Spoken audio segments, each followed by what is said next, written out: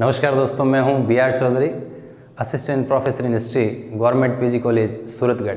हम पढ़ रहे थे मध्यकालीन भारतीय इतिहास, और मध्यकालीन भारतीय इतिहास में हमारा टॉपिक चल रहा था मराठा साम्राज्य। तो एक क्लास हो गई, आज मराठा साम्राज्य की दूसरी क्लास है। तो आइए शुरू करते हैं। टॉपिक का नाम है मराठा साम्राज्य। मराठा साम्राज्य को हम दो भागों में बांट लेंगे बेहतरीन ढंग से समझने के लिए। पहला पॉइंट हो जाएगा शिवाजी और शिवाजी के उत्तराधिकारी, और दूसरा पॉइंट हो जाएगा पेशवाओं का काल। क्योंकि शिवाजी के जो अष्टप्रधान थे, 8 लोग थे, उनमें मुख्य था पेशवा पीएम, और बाद में पेशवाओं का काल स्टार्ट हो जाता है। तो आइए देखते हैं। पहला पॉइंट है शिवाजी और शिवाजी के उत्तराधिकारी, उसके बाद हम पढ़ेंगे पेशवाओं का काल। दो भागों में बांट लेंगे। शिवाजी प्लस शिवाजी के उत्तराधिकारी, हमने ट्रिक देखा था सीसा राता साहू। सीसा राता साहू से शिवाजी के साथ शिवाजी के सारे उत्तराधिकारी हो गए। कैसे सर? सी से हो जाएगा शिवाजी, जो कि हमने पहली क्लास में पढ़ लिया। फिर सा से हो जाएगा संभाजी, सा से संभाजी, रा से राजा राम, फिर ता से ताराबाई, और साहू से साहू। तो सीसा राता साहू, शिवाजी, संभाजी, उसके बाद आपका हो जाएगा राजा राम, ताराबाई और साहू। ठीक। शिवाजी का टाइम पीरियड याद रखिए, 1630 में जन्म हुआ, 74 में गद्दी पर बैठे, 1680 में शिवाजी की मृत्यु हो गई। शिवाजी के बाद शिवाजी का पुत्र संभाजी गद्दी पर बैठा 1680 से 89। फिर राजा राम 1600 है 89 से पूरा 1700, 1689 से पूरा 1700। फिर ताराबाई 1700 से 1707, और फिर शाहू 1707 से 1749। बहुत ज़्यादा सिंपल है। शिवाजी, क्योंकि शिवाजी मैटर बहुत ज़्यादा था, इसलिए शिवाजी को हमने क्या किया, 3 भागों में बांटा था। शिवाजी का सामान्य परिचय, फिर शिवाजी से संबंधित कालक्रम, कुछ घटनाएं थी, वो टाइमलाइन में हमने सेट करके देखा। फिर शिवाजी के बारे में अन्य पक्ष देखा। ये 2 पॉइंट हमने कर लिए, जो कि पिछली क्लास में हमने पढ़े थे। और आज हम पढ़ेंगे शिवाजी के बारे में अन्य पक्ष। तो शिवाजी के जो अन्य जो पक्ष थे वो देखेंगे। शिवाजी का प्रशासन कैसा था, उसके बाद देखेंगे शिवाजी की जो सैन्य व्यवस्था कैसी थी, शिवाजी की न्याय व्यवस्था कैसी थी, और शिवाजी को जो राजस्व व्यवस्था, जो टैक्स वगैरह था, वो किस प्रणाली से वो लेते थे, वो सारी चीज़ हम देखेंगे। तो 4 पॉइंट हो गए। प्रशासन हो गया, सैन्य व्यवस्था, न्याय व्यवस्था और राजस्व सिस्टम। तो आइए देखते हैं। देखो भारतीय का मानचित्र में, क्योंकि दिल्ली में जब मुगल साम्राज्य चल रहा था, उसी टाइम यहाँ मराठों, मतलब महाराष्ट्र में मराठों का उदय हुआ, ये आपने देखा। प्रशासन की यदि आप बात करें तो शिवाजी का जो प्रशासन था निरंकुश राजतंत्र था। निरंकुश राजतंत्र, लेकिन किस पर आधारित था? लोकहित, जन कल्याण, लोकहित पर आधारित था। दूसरा, शिवाजी प्रशासन में सलाह लेने के लिए शिवाजी 8 लोगों का एक ग्रुप रखते थे, जिनको सामूहिक रूप से कहा जाता था अष्टप्रधान। बहुत इंपॉर्टेंट है। हमारे इतिहास में मध्यकाल में एक अष्ट दिग्गज आता है, जो विजयनगर के कृष्णदेवराय हिंदू राजा थे, उनके दरबार में अष्ट दिग्गज रहते थे। जबकि शिवाजी के जो प्रशासन में सलाह देने के लिए 8 लोगों की टीम थी, सामूहिक रूप से अष्टप्रधान कहते थे। याद रखिए, सेनापति के अलावा सभी लोग इस अष्टप्रधान है, उसमें सेनापति के अलावा सारे लोग क्या थे? ब्राह्मण लोग थे। ठीक है। देखो की शिक्षा लोग फिक्स है, फर्स्ट ग्रेड का फर्स्ट पेपर जिसमें मराठा दे रखा है। उसके अलावा यदि आप सेकंड ग्रेड की तैयारी कर रहे हो, उसमें भी ये टॉपिक है। आरएस प्री और मेंस में भी आता है, तो बहुत इंपॉर्टेंट है। यूपीएससी में यहाँ से सवाल पूछ जाते हैं, हिस्ट्री से कोई नेट कर रहा है तो भी यहाँ से सवाल आएगा। फिक्स है। अष्टप्रधान में सुमेलित करने वाला सवाल आता है। बहुत सिंपल है। कैसे पढ़ेंगे? 8 लोग है। पहला याद रखिए पेशवा। पेशवा मतलब पी से पेशवा और पै से पीएम। पेशवा मतलब पी, पेशवा, पीएम। ये पीएम होता था। दबीर या सुमंत, दबीर या सुमंत याद रखना, ये विदेश मंत्री थे। दबीर या सुमंत कौन था? विदेश मंत्री है। अमात्य और मजुमदार, अमात्य बोल दिया, मजुमदार देखो, अमात्य वित्त, और वित्त होगा तो मजे होंगे, मतलब ये वित्त मंत्री है। नेक्स्ट सुरुनविश, 2 नविश है, एक सुरुनविश है, एक वाकिया नविश है। सुरुनविश को सचिव भी कहते थे। सुरुनविश सचिव का काम था राजकीय पत्राचार, जबकि वाकिया नविश का काम था गुप्त पत्राचार। इसके साथ साथ दैनिक पत्राचार भी करता था। शर नौबत, सिंपल है, सर नौबत मतलब सेनापति। तो पेशवा पीएम, दबीर या सुमंत विदेश मंत्री, सुरुनविश राजकीय पत्राचार, जबकि वाक्यानविश गुप्त पत्राचार करता था और दैनिक पत्राचार लिखता था। शर नौबत सेनापति। उसके अलावा 2 लोग और पंडित राव, धर्म और दान डिपार्टमेंट था उसका, पंडित राव अध्यक्ष था, न्यायाधीश न्याय विभाग का प्रधान था। पंडित राव और न्यायाधीश युद्ध में भाग नहीं लेते थे, बाकी समस्त जो है अष्टप्रधान सारे लोग 6 जो लोग हैं युद्ध में भाग लेते थे। खास बात सेनापति के अलावा सभी क्या थे, ब्राह्मण। तो ये तो हो गया शिवाजी का केंद्र का प्रशासन। अब हम थोड़ा सा अंदर देखते हैं कि शिवाजी के जो प्रांत है, सूबा है या उसके बाद परगने है, मौज है, तरफ है, गांव, उनका क्या प्रशासन था। तो शिवाजी का जो साम्राज्य था, ये प्रशासनिक इकाइयों का क्रम है। साम्राज्य बंटा हुआ था प्रांतों में, स्टेट में।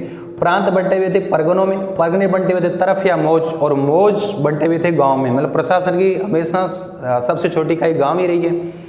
तो साम्राज्य तो शिवाजी संभालते थे सेंटर में, तो ये अष्ट जो प्रधान इनके प्रशासन में सलाह देते थे। फिर ये बंटे हुए थे साम्राज्य प्रांतों में। साम्राज्य 2 टाइप के थे। एक जो प्रांत थे उनको कहते थे स्वराज्य, स्व मतलब अपना, जिस पर शिवाजी का डायरेक्ट नियंत्रण था, प्रत्यक्ष नियंत्रण। इनकी संख्या 4 है। दूसरे वो स्टेट जिनको कहते थे मुगतई। मुगतई क्या था, शिवाजी का आसपास के जो पड़ोसी जो थे इलाका या राज्य, उस पर ये अप्रत्यक्ष रूप से नियंत्रण करते थे, मतलब उनसे टैक्स वसूलते थे। सरदेश, मुखी और चौथ, तो ये शिवाजी के अप्रत्यक्ष नियंत्रण में प्रांत थे। अब आइए, प्रांत का जो प्रमुख था उसको बोलते थे सर सूबेदार या सर कारकुन। तो प्रांत को सूबा बोलते थे नॉर्मली, वैसे तो सर सूबेदार याद रह जाएगा। प्रांत बंटे हुए थे परगना में। परगना का जो प्रमुख था उसको कहते थे मामलातदार। मामलातदार याद रह जाएगा। परगने बंटे हुए तरफ या मौज में, तरफ या मौज का था कारकुन।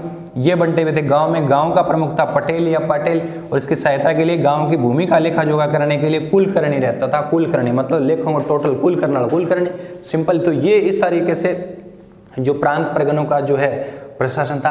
अब देखते हैं शिवाजी की सैन्य व्यवस्था क्या थी। तो शिवाजी की सेना में घुड़सवार भी थे, पैदल भी थे, नौसेना भी थी। घुड़सवार 2 टाइप के थे, याद रखिए। घुड़सवार 2 टाइप के थे, एक तो बारगीर और एक सिलेदार। सिलेदार मतलब वो सैनिक जो स्वयं का सामान रखते थे, स्वयं सामान रखने वाले सैनिक सिलेदार। इनका वेतन ज्यादा था। दूसरा था बारगीर, जिनको पागा कहते थे। ये जो है राजा सामान इनको देता था, जैसे घोड़े, अस्त्र शस्त्र वगैरह। और ये शिवाजी की नियमित शाही सेना थी, पागा, याद रह जाएगा। फिर बात करें, शिवाजी के पास नौसेना भी थी। झाजी बेड़ा था जिसका केंद्र था कोलाबा। फर्स्ट पेपर पूछा गया सवाल है। और नौसेना का प्रमुख अधिकारी को कहते थे सरखेल। फिर बात करेंगे शिवाजी, क्योंकि ये इलाका पहाड़ी इलाका है, क्योंकि यहाँ पश्चिमी घाट वाला बेल्ट है, तो पहाड़ी इलाके में छुप कर जो युद्ध करते हैं, ये पद्धति कहलाती है छापामार युद्ध पद्धति या गुरिल्ला। ये उन्होंने अहमदनगर के मलिक अम्बर से सीखी थी, याद रह जाएगा। फिर बात करेंगे न्याय व्यवस्था। तो शिवाजी के टाइम में या मराठा टाइम में जज, न्यायाधीश ब्राह्मण लोग हुआ करते थे। वो स्मृतियों के आधार पर क्या करते थे, अपना निर्णय सुनाते थे। गांव का न्यायाधीश पटेल ही होता था। गांव में न्याय का काम पटेल ही करता है। अपील जिस न्यायालय में की जाती थी उससे हाजिर मजलिस कहते हैं। हालांकि शिवाजी की मृत्यु के बाद ये खत्म हो गई थी। और सर्वोच्च न्यायाधीश आपको पता है, राजतंत्र में सदैव सर्वोच्च न्यायाधीश, सर्वोच्च सेनापति, सर्वे सर्वा, ऑल इन ऑल कौन होता है, राजा, सिंपल। फिर बात करेंगे टैक्स प्रणाली, राजस्व व्यवस्था। तो शिवाजी की जो टैक्स प्रणाली थी, जो रैयतवाड़ी व्यवस्था पर आधारित थी। रैयत मतलब डायरेक्ट किसानों से संपर्क किया था। ये मलिक अम्बर की अहमदनगर से उन्होंने लिया था। दूसरा टैक्स, 2 टाइप के टैक्स थे। एक चौथ 1/4, एक सरदेश मुखी, और उस देश के मुख्य होने के नाते थे 1/10 लेते थे। तो ये इनके टैक्स थे। नॉर्मली टोटल जो टैक्स प्रारंभ में 1/3 33% था, और बाद में बढ़वा के कितना हो गया, 40% तक चला गया था। टैक्स दोनों रूपों में लिया जाता था, नगद भी लिया जाता था और अनाज के रूप में भी लिया जाता था। अब बात करते हैं शिवाजी के सिक्के। तो शिवाजी जब गद्दी पर बैठे थे उस समय उन्होंने 2 सिक्के चलाए थे। शिवाजी गद्दी पर बैठे थे ना, राज्याभिषेक हुआ था 74 में। सोने का सिक्का हुण, और एक शिवराई जो तांबे का सिक्का था, और एक तांबे का सिक्का और वहां चलता था रुका, वो भी तांबे का सिक्का था। तो ये याद रखिए। हालांकि शिवाजी ने व्यापार और वाणिज्य था उसकी तरफ उन्होंने ध्यान नहीं दिया, व्यापार वाणिज्य की उपेक्षा के मराठों। आगे चलिए। तो ये तो शिवाजी का प्रशासन हो गया। अब याद रखिए, सी से शिवाजी 30 में जन्म, 1630 में जन्म, 74 में गद्दी पर, 80 में मृत्यु। सा से संभाजी 80 से 89 तक ये गद्दी पर बैठते हैं। फिर रा से राजाराम 89 से 1700, फिर ता से ताराबाई 1700 से 1707, और फिर शाहू 1707 से 1749। बहुत ज़्यादा सिंपल है। अब पढ़ेंगे शिवाजी के बाद संभाजी। देखिए, शिवाजी के पुत्र थे संभाजी। शिवाजी की मृत्यु के बाद ये गद्दी पर बैठे। 80 से लेकर 89, 9 साल उन्होंने शासन किया। अब क्योंकि देखिए इधर दिल्ली में कौन? औरंगजेब। औरंगजेब गद्दी पे बैठा था 1658 से लेकर 1707, लगभग 50 साल शासन किया। और औरंगजेब के समकालीन मराठों की 4 पीढ़ियां थी। औरंगजेब के बारे में कहा भी जाता है औरंगजेब राजा बनने से पहले दक्कन का गवर्नर था, मतलब दक्षिणी भारत का, और राजा बनने के बाद अधिकांश समय दक्कन में भी था। इसलिए औरंगजेब के बारे में कहा जाता है कि जिस तरीके से जिस तरीके से स्पेन के नासूर ने नेपोलियन को बर्बाद कर दिया, उसी तरीके से दक्षिणी भारत के नासूर ने औरंगजेब को बर्बाद कर दिया। आपको याद होगा औरंगजेब की जो पत्नी दिलरास बानो बेगम की मृत्यु दक्षिण भारत में हो जाती है। औरंगाबाद में बीबी का मकबरा बनाया हुआ है। औरंगजेब भी मराठों से उलझते हुए वहीं दक्षिणी भारत में इनकी मृत्यु हो जाती है और खुलदाबाद में औरंगजेब की भी कब्र वहीं है। तो कहा जाता है कि जिस तरीके से स्पेन के नासूर ने नेपोलियन को बर्बाद किया, उसी तरीके से दक्कन के नासूर ने औरंगजेब को बर्बाद कर दिया। तो क्योंकि इनके मराठों की 4 पीढ़ियों के साथ औरंगजेब ने लड़ाई की थी। तो आइए आगे देखते हैं। संभाजी जब गद्दी पर बैठते हैं तब भी औरंगजेब यहाँ का क्या मुगल बादशाह है। तो संभाजी 80 से 89 साल तक शासन करते हैं। संभाजी का एक मित्र था कवि कलश, कन्नौज का ब्राह्मण था। तो संभाजी और कवि कलश एक युद्ध होता है 89 में संगमेश्वर का युद्ध होता है। संगमेश्वर के युद्ध में औरंगजेब की तरफ से मुगल सेनापति है मुकरब खान। तो मुकरब खान ने औरंगजेब की तरफ से, औरंगजेब का ये सेनापति है, मुगल सेनापति है। और इधर संगमेश्वर का युद्ध होता है। इधर कौन है? संभाजी और कवि कलश, दोनों को कैद किया और दोनों का वध कर दिया गया। और संभाजी का पुत्र साहू, जिसको औरंगजेब ने कैद कर दिया।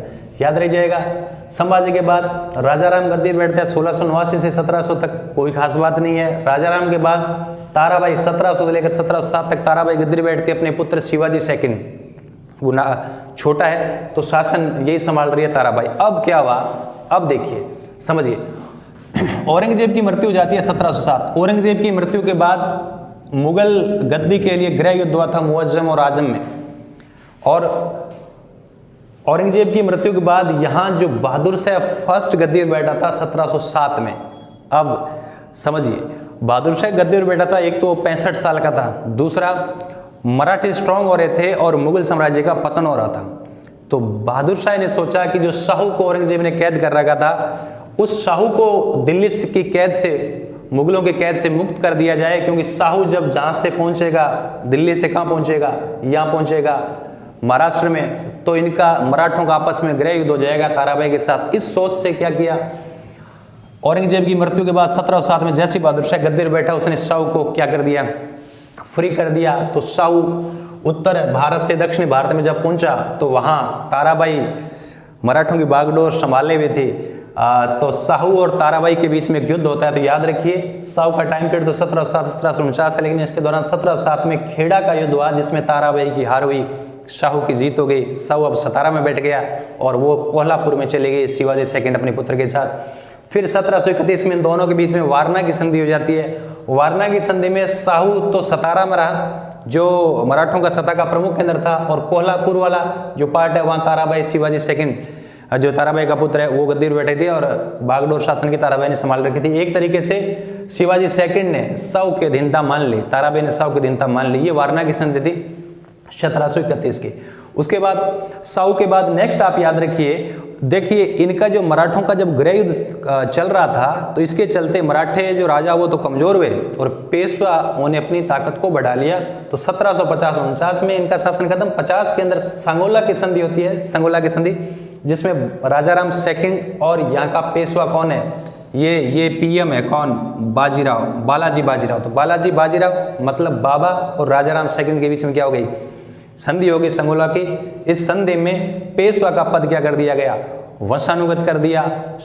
जो सत्ता है, शक्ति वो पेशवा के हाथ में आ गई और सत्ता का केंद्र अब क्या हो गया? पूना हो गया। पूना महाराष्ट्र में अब सत्ता है वो पेशवाओं के हाथ में आ गई। तो अब पढ़ेंगे हम, नेक्स्ट जो क्लास में पढ़ेंगे पेशवाओं का काल। तो हमने 2 जो क्लास अभी तक कंप्लीट कर ली, जो मराठा शिवाजी और शिवाजी के उत्तराधिकारी, 2 क्लासों में कंप्लीट हो गया। नेक्स्ट क्लास में हम लोग पढ़ेंगे पेशवाओं का काल। तो देखेंगे किस तरीके से कौन कौन पेशवे हुए। तो उम्मीद करता हूँ कि अच्छी तरीके से आपको समझ में आ गया होगा। मिलते हैं बहुत जल्द नेक्स्ट क्लास में, तब तक के लिए थैंक यू।